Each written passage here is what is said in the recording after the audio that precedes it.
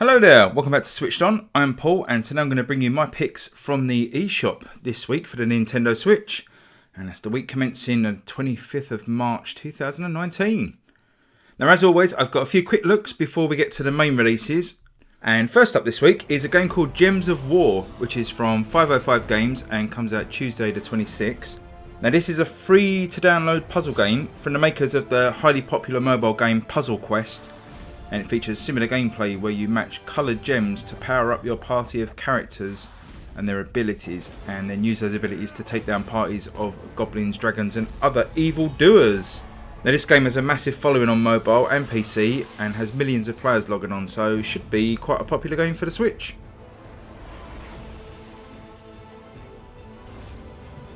Next up is Ultrawings from Bit Planet Games, and this is £14.99 or $19.99, and it comes out on Thursday the 28th. Now this is described on the eShop as a hobbyist flight sim and is in the mould of a modern pilot wings. Now I've played this a little bit on the Oculus Go VR unit and it has some nice missions and looks pretty sharp on the Switch from the looks of the screenshots. Should be a good game if you're a pilot wings fan, but I'm not sure on that slightly high price point.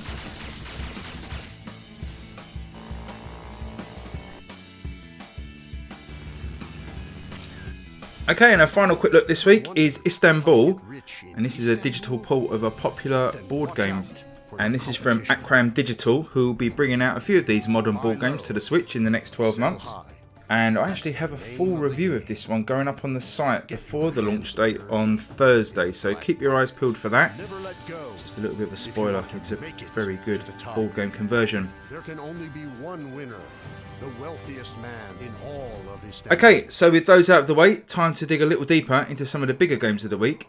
And the first one I've picked out is War Party, which comes from Crazy Monkey Games and retails at £19.99. And although I couldn't find an eShop price in America, I'm guessing it's going to be $24.99.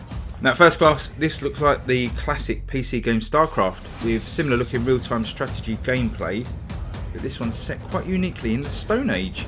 And you have to use your troops to gather resources from the limited available on the map and use those to build bases and unlock new unit types. Now all the while you're doing this, your opponent is doing the same, and sooner or later you're going to meet head to head, and one side will be eliminated either by the other faction or by the wild dinosaurs and tribes that also roam the land. Now I'm a big fan of StarCraft, so this one is really ticking a lot of boxes for me, and whilst the Stone Age setting and dinosaurs aren't exactly my bag personally, I do really like the art style and how the game seems to run, so I'll definitely be considering this at some point during the week, I'm sure.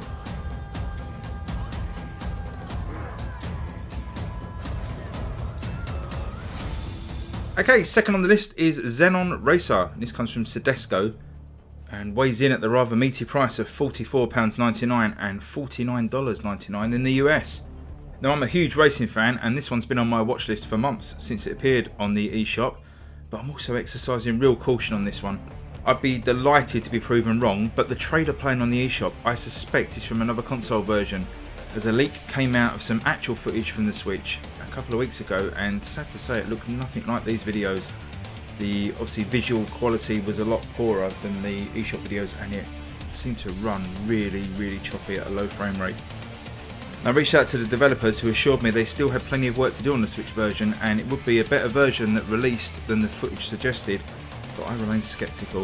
Now Xenon Racer looks like a futuristic version of F1, in fact I think it looks rather like the Formula E series. And that trailer, irregardless of what footage it's showing, shows some promise of some exciting racing gameplay. But I just had to highlight this one this week, just for those maybe unaware of that leaked Switch footage and are going to pay top dollar for this game, possibly get something that's wholly different to what they're expecting. My advice is definitely wait for some reviews on this one.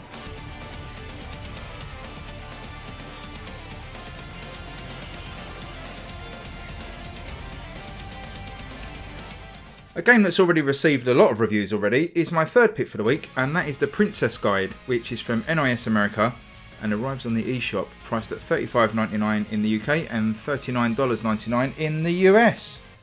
Now this action RPG is kind of a follow-up to Penny Punching Princess, if anybody has played that. This was a similar game that was released last year from NIS. But in this one, you play as an instructor training 4 potential princesses through their own unique story. and have the ability to praise or scold them as you direct them in battle, which seems a bit harsh. Now, as I mentioned, this one has received a lot of reviews already over the last few weeks and is quite odd considering it releases this Friday, and the reviews, to be honest, have been fairly average on the whole, ranging between 6s and 8s. And it's the sort of game I think I'd be a fan of personally, having liked Penny Punching Princess, and NIS are one of my favourite publishers, have rarely let me down in the past with their releases. If you're a fan of Japanese anime RPGs, then this one is probably on your radar anyway, but check some reviews first just to make sure it's for you.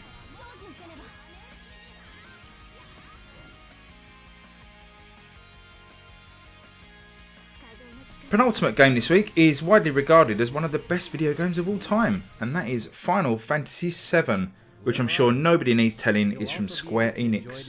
And this one releases at $12.79 and $15.99 in the US, and that's out on Tuesday the 26th. So this is a classic, timeless RPG and sees our protagonist, Cloud Strife, working through the issues of his own past and helping the rebellion in an epic battle for the planet. I'll be honest, I've never played any of the early Final Fantasy games. They just weren't my type of game growing up really, and I've never had the chance to go back and play them since. Now also, despite the love and admiration this game gets, I think the remaster looks a mess personally, from the incredibly basic polygon structure of the player models to the way that some of the actual HD remaster graphics sit amongst the old low resolution environments. It looks awful, to be honest.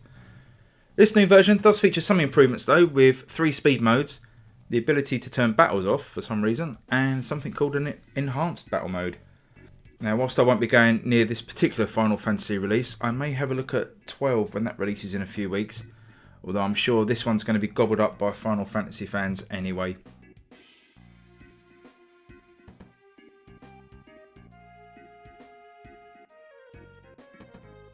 So my last game this week on the showcase really needs no introduction, and that is Yoshi's Crafted World.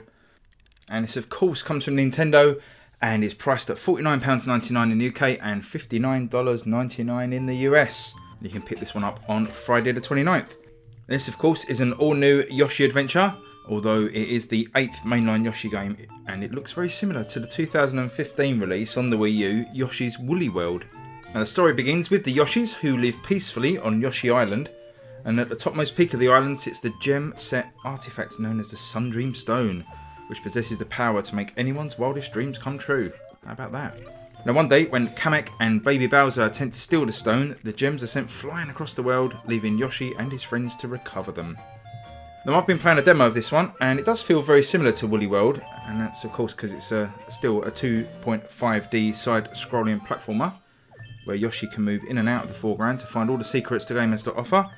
And there's also an alternative playthrough of the levels where the level flips round and you play from behind the original scene. I think originally this was going to be quite a major mechanic where you can flip the level, but it seems to have been changed for this final release, and it's kind of a bonus game after each level. Now, it seems an easier, more casual sort of a platform game, very much like the past Yoshi games, and whilst it feels really nice to play, I'm concerned about that £50 price point really. I think that's too high. I'd personally consider picking this one up if it was around £30, so I'll be waiting for a price drop on this one. So there you go, 4 of the picks I'm either avoiding or exercising caution on, so it should be a cheap week here at Switched On Towers. So let me know in the comments below if you're picking up any of these this week. I suspect there'll be a lot of love for Final Fantasy and Yoshi in particular, but what do you think about that £50 price point? Are you happy to pay that?